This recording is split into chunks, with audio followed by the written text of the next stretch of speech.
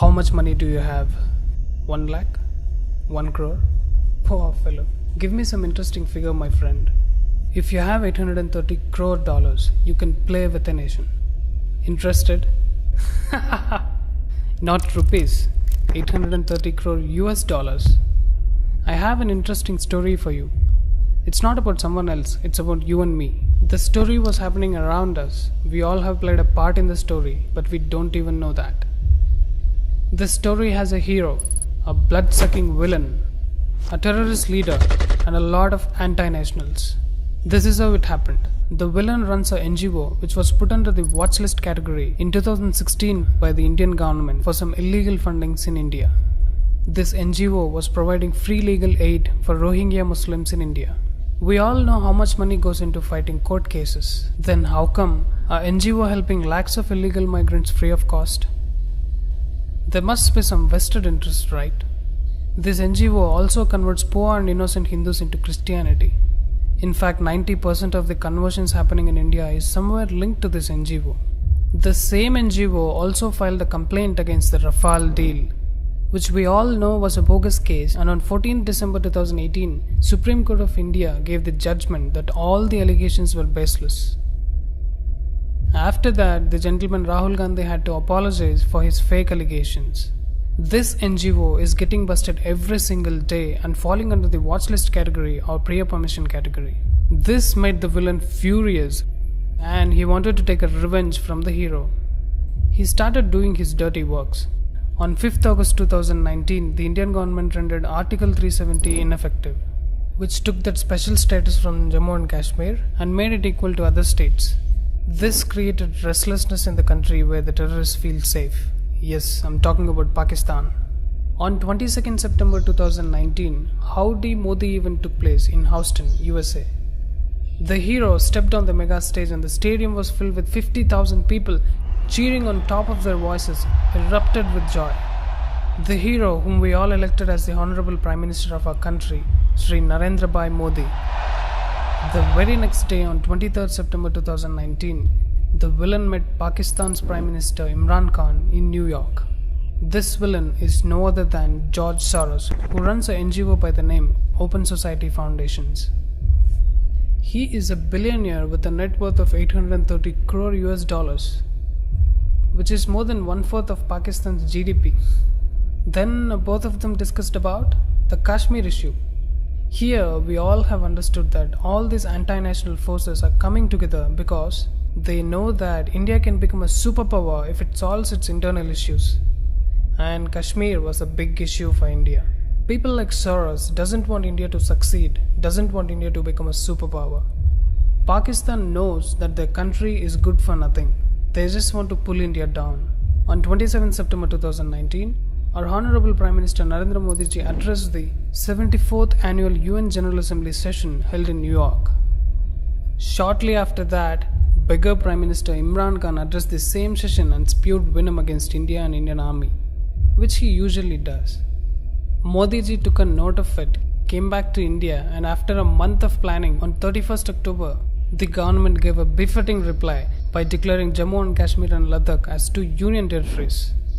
This made the villain go berserk. Now, Soros can see the defeat standing in front of him. To protect the image of his NGO, he launched a book on Amazon on the exact same date, 31st October 2019.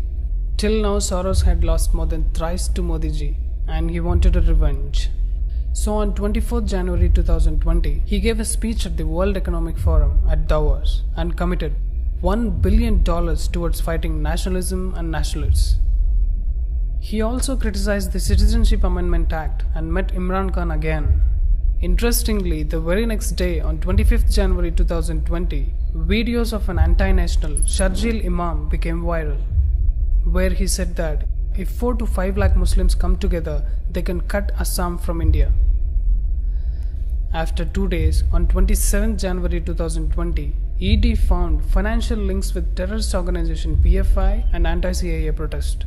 Does this have any link with PFI? Yes, it has. ED presented a document where PFI transferred 77 lakhs to Kapil Sibal and 4 lakhs to Indira Jaisingh. This proves that Indira Jaisingh has a PFI connection. This lady Indira Jaising is on the dock for the donations from George Soros' network of NGOs and their NGO lawyers. This also proves that there is some link between PFI and George Soros. And even he is responsible for brutal killings of Hindus in Delhi riots. Now, Kapil Sibal, who received 77 lakhs, was the lawyer for Teesta Setalvad.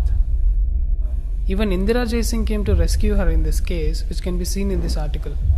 Teesta was the co-petitioner in the Gujarat riots case against Modi ji. We all know that he was innocent, but she wanted to frame him and send him behind bars. Modi ji is the common enemy for her and George Soros. Interestingly, the organization that Teesta Setalvad made in 2002, even Javed Akhtar was also part of it. That is the reason why you all have seen his dumb son in the anti-CAA protest. This photo can explain you everything. There is a Facebook page by the name Fraternity Government JNU, which wants the government to release this anti-national Sharjeel Imam. They have made several posts in support of this anti-national termite. This Facebook page supports the vulgar acts of Tablighi Jamaat, and the same page calls Teesta Setalvad as a chief guest to address their audience. Teesta Setalvad's NGO, CJP works in Assam, and Sharjeel Imam wanted to cut Assam from India. Can you see the link? All these evidences show that Sharjeel Imam, Teesta Setalvad, Kapil Sibal, Indira Jaising, PFI and George Soros are all connected in some way. Their only goal is to destroy the country and break it from inside. After this crackdown by ED, Soros wanted to do something big. On 29 January 2020, George Soros moves to Delhi High Court against the Modi government, which had put his NGO in prior permission category. But the question is, why did he take 3 years to file a complaint? Or was he planning something big? Yes, on 4th February 2020, he sent his puppet Harsh Mandar to Shaheen Bagh, where he asked everyone to join the Shaheen Bagh protest. Let me tell you one thing here. Harsh Mandar works for at least 5 Christian missionaries. He handles the conversion business of Soros. He also held more than 8 to 9 positions during the Congress's rule when Manmohan Singh was the Prime Minister. He was the main man for Sonia Gandhi, and he is the main man for Soros as well. How can a person work for the ruling party and at the same time work for the anti-Indian forces? It can only happen when the ruling party is also involved in breaking the country. We all know the hate that Sonia Gandhi has for sadhus and Hinduism, and Harsh Mandar working for Christian missionaries proves my point. After this, on 18 February 2020, Teesta Setalvad also came to Delhi and joined the anti-CAA protest, and she was seen tutoring the protesters. She was teaching them what they have to say and what not. Watch here. क्या शाहीन बाग के आंदोलन की जगह बदलने से आंदोलन कमजोर होगा क्या? ये हमारा सवाल है, जवाब किसी को नहीं देना है, वो जवाब से पूछा जाएगा तो आपको एक को जवाब देना है, हम सब नोट करेंगे, ठीक है? तो ये पहला सवाल है, क्या शाहीन बाग के Remember, wherever she is, there is a possibility of riots. She did that in Assam, and now she came to Delhi. These protester men and women were the same who were throwing stones on the police, shooting at the police, stopping the traffic and burning buses. But they wanted some kind of retaliation from BJP, which came on 23rd February 2020, when Kapil Mishra publicly spoke out in a rally against the anti-CAA protest. The comment was not at all provocative, but Islamists and anti-Indian forces were waiting for some kind of comment which they could blame later. They wanted to disrupt the Trump visit, which was on the very next day on 24th February 2020. Aam Aadmi Party's Tahrir Hussain was involved in this anti-CAA riots. It was a pre-planned event, as petrol bombs, acid packets, slingshots, bricks and stones were kept strategically in his house. Even the recent updates and FIRs show that it was a pre-planned event against Hindus. We have seen how many Hindus lost their lives. Finally, the villain won this time. The villain, along with anti-nationals and Begaristan, doesn't want India to progress. Even though the hero saved us many times, but villain knew that he had to win only once. But remember, this is not a movie. These events have major effects on our country and on us. The hero needs people to support him by sharing these facts to as many people as we can. All of us saw these events happening in front of our eyes, but we never connected the dots. Please share this video with as many people as you can so that the truth reaches everywhere. Right now, the fake news and allegations, baseless, all kinds of rubbish is prevailing everywhere, especially in Twitter. Remember, Modi is a different kind of legend. You can't buy him for money, unlike other party leaders. Narendra Modi is not for sale.